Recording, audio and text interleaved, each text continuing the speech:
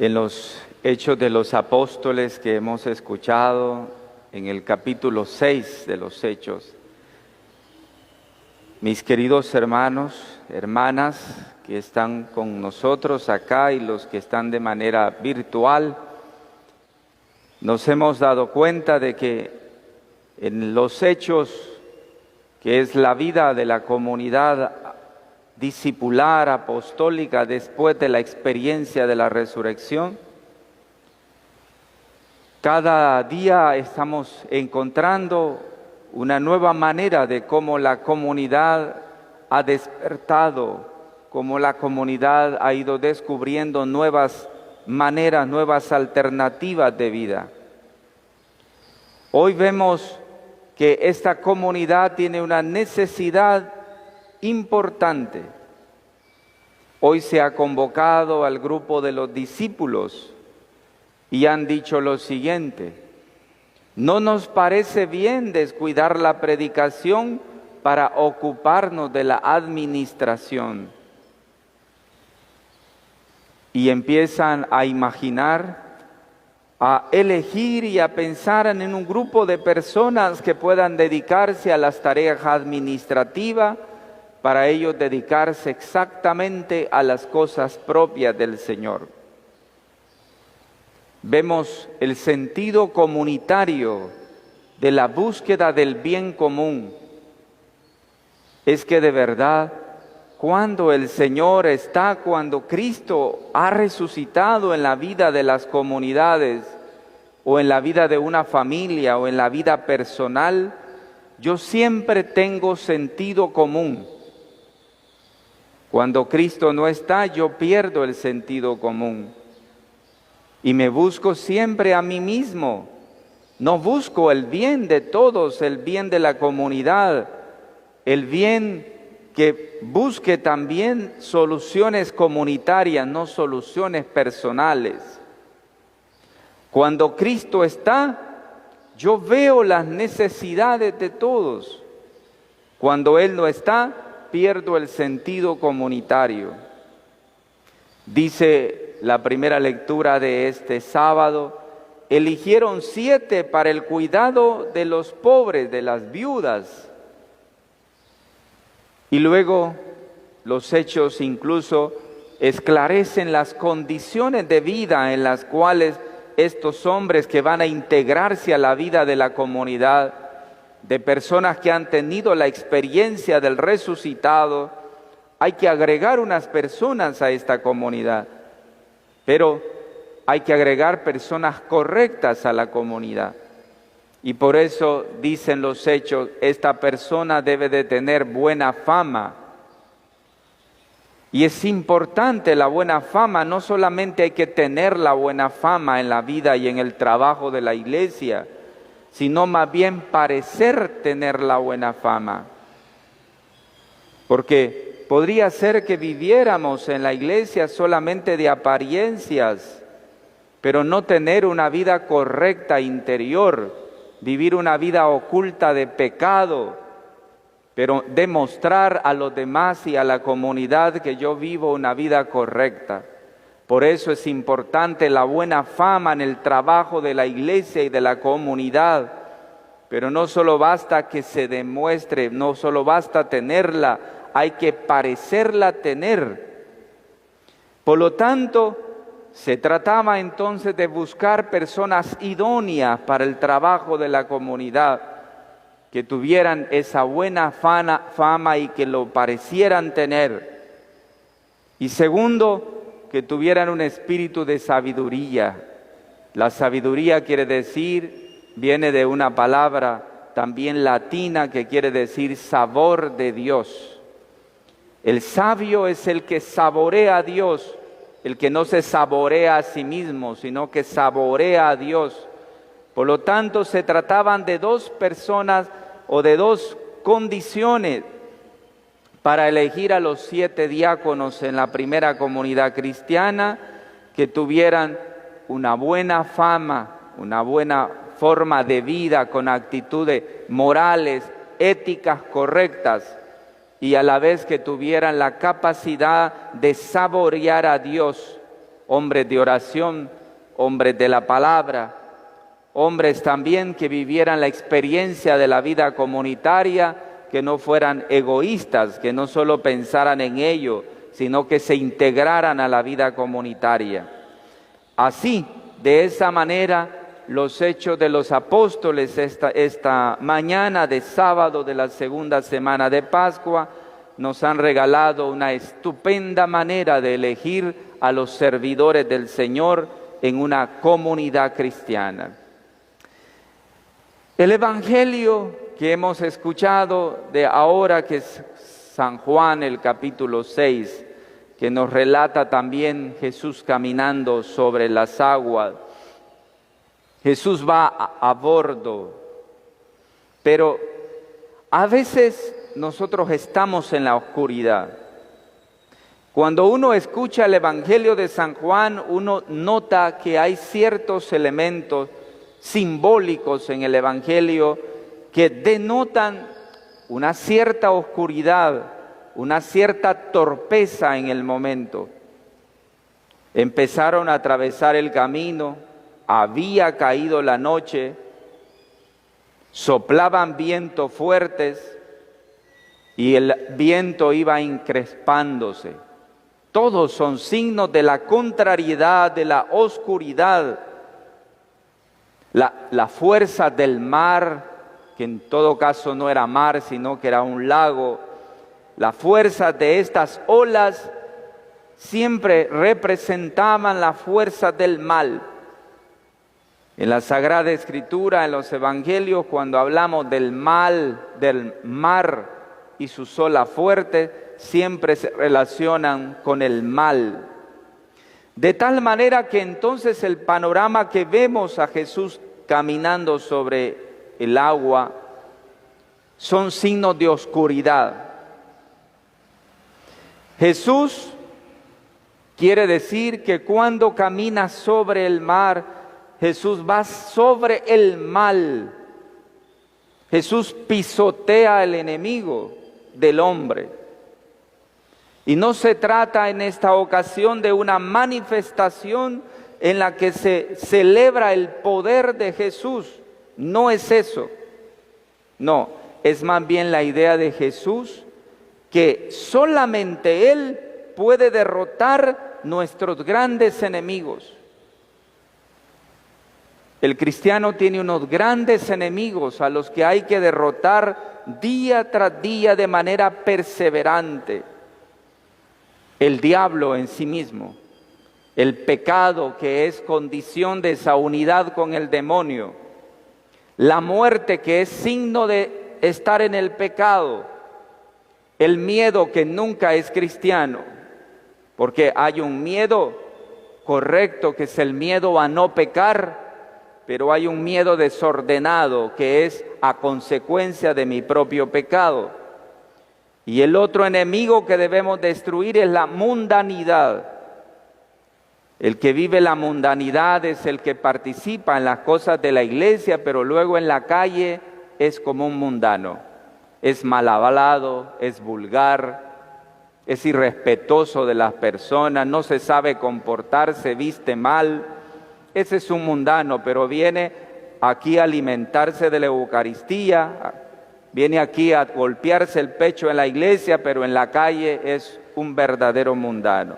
A eso es lo que llamamos el pecado de la mundanidad, comportarnos como cualquiera en la calle. Todos estos pecados tan fuertes y tan destructores de mi espiritualidad, el Señor quiere derrotarlos en nosotros. Cuando Él ahora camina sobre el agua, quiere indicarnos que Él tiene el poder para poder derrotar estos enemigos de nosotros. Y ha dicho en el Evangelio, ánimo, soy yo, no temáis. La barca de nuestra vida a menudo se va sucumbiendo, podríamos decir, a las olas de estos pecados. El problema definitivamente no es la tormenta que está atropellando la barca, sino más bien el gran problema de nosotros es cómo navegar en la vida. ¿Cómo ir en la vida? Navegando, porque ¿para dónde vamos? ¿Cuál es la dirección que llevamos?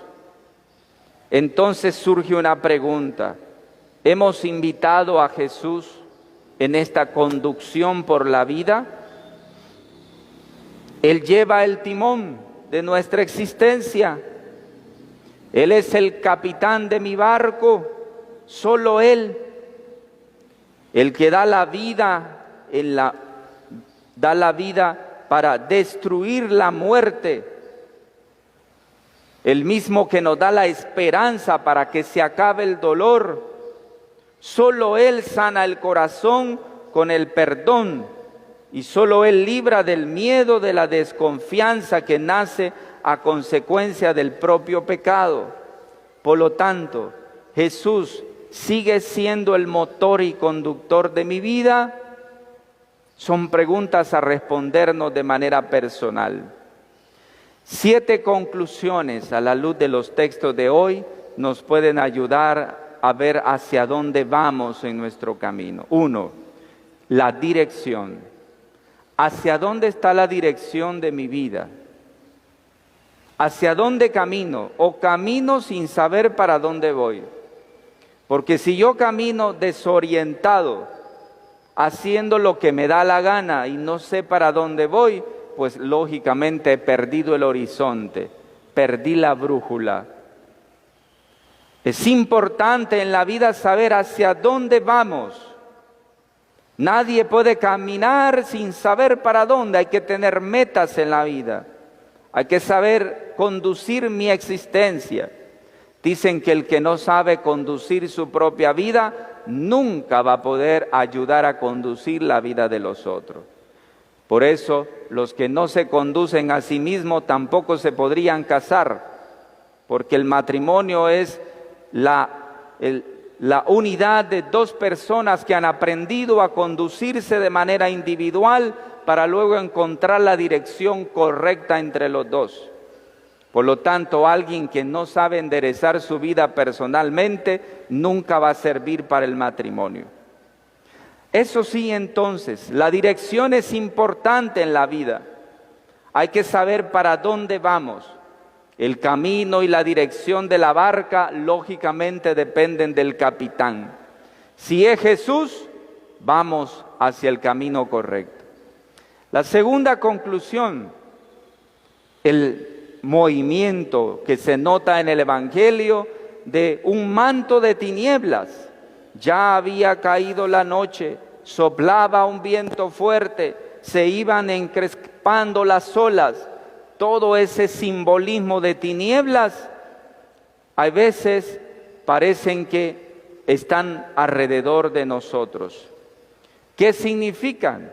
Cuando hay muchas cosas alrededor de nosotros que no logramos entender, que siento confusión en mi vida. ¿Cuántas personas preguntan, no? Y Padre, ¿y por qué yo tengo todo esto? Mire todo lo que me pasa. ¿Qué me está sucediendo? La primera pregunta que yo hago, ¿a dónde tienes a Jesús? ¿Has dejado de orar? Sí, Padre. ¿Has dejado de leer la palabra? Sí, Padre. ¿Has dejado de venir a misa? Sí, Padre. ¿Te confiesas a menudo? No, Padre. Entonces, ¿de qué preguntas? ¿De qué hablamos? Si Dios está ausente de tu vida de manera total, entonces ¿de qué hablas? Tu vida es tinieblas. La ausencia de Jesús es siempre tiniebla. Por eso Él mismo lo ha dicho, yo soy la luz del mundo. Quien me sigue no caminará en oscuridad. Nos recordó Juan 8:12. El que tiene a Jesús vive en la luz y camina con la frente en alto. El que no tiene a Jesús le gusta caminar con la cabeza agachada porque le da vergüenza a sí mismo su pecado y no le quiere dar la cara a la gente. El que vive sin Jesús le gusta la oscuridad, le gusta vivir en lo oculto. No sale con la frente levantada para ver a los demás.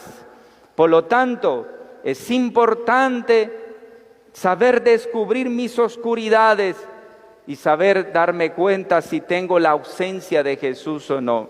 Sin Jesús siempre hay desorientación. Tercero, al faltar entonces la luz, las olas se golpean sobre la barca. Si Jesús no está, las olas son mucho más fuertes en nosotros. Por eso, a veces con las menores cosas de la vida, somos derrotados fácilmente.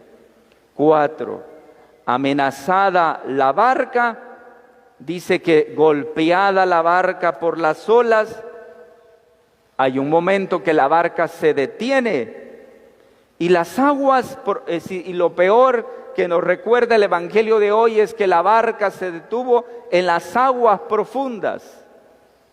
Eso es el lugar más terrible, es como si fuéramos en alta mar y la barca se detuviera a la mitad del mar cuando no se logra ver el horizonte. Pues esa es la idea del Evangelio. Entonces, ¿cómo está nuestra barca? ¿En qué lugar está parada? ¿Está en el comienzo, está en el final o está en el lugar más terrible? ¿Qué situación de vida estoy ahora viviendo? Quinto aspecto, ¿los discípulos tienen miedo? Por supuesto, pero ¿es comprensible este miedo? ¿Qué tipo de miedos tengo yo? ¿Tengo miedo a ofender a Dios? ¿Tengo miedo a pecar para condenarme? ¿Tengo miedo a venir a comulgar la Eucaristía en pecado grave? ¿Tengo miedo a comulgar mi propia condenación? Ese es un miedo. Pero, ¿qué tipo de miedo tengo yo? ¿O tengo miedo a que me descubran mi pecado porque yo quiero seguir viviendo en mi pecado y seguir teniendo siempre la doble vida que me fascina tener? Una vida buena en la iglesia y una vida demoníaca en la calle. Entonces, ¿qué tipo de miedo tengo yo? Es importante descubrir el miedo que tengo. Y el sexto aspecto, Jesús revela su identidad y les ha dicho, soy yo, no temáis. Quiere decir que ante todas esas posibilidades y ante cualquier panorama que nosotros tengamos, el Señor siempre va a ser la alternativa. No hay otra posibilidad. Y séptimo, fue suficiente la palabra de Jesús para ser salvado. Dice el Evangelio, termina diciendo el Evangelio, enseguida la barca tocó tierra en el lugar a donde se dirigían, nos recuerda el versículo 21. Inmediatamente que Jesús pronuncia una palabra y les dice, soy yo, no temáis, la barca toca tierra. Quiere decir, el día que yo escucho la voz de Dios, la acepto en mi vida, acepto a Jesús, ese día mi vida empieza a tener sentido. Empiezo a colocar los pies sobre la tierra, empiezo a saber para dónde voy, mis metas las tengo claras y allí voy por el camino correcto. Por eso, la ausencia de Jesús es un verdadero desorden en mi vida. Solo con Jesús voy a permitirme enfrentarme con plena confianza a todas las circunstancias de la vida. Solo con Jesús yo puedo llegar a la otra orilla. ¿Cuál es la otra orilla? El reino de Dios y su justicia, el reino de Dios y su amor, el reino de Dios y su misericordia. La otra orilla es la cara buena de la vida, es la cara buena de la existencia que solo se alcanza con Jesús. Así sea. Amén.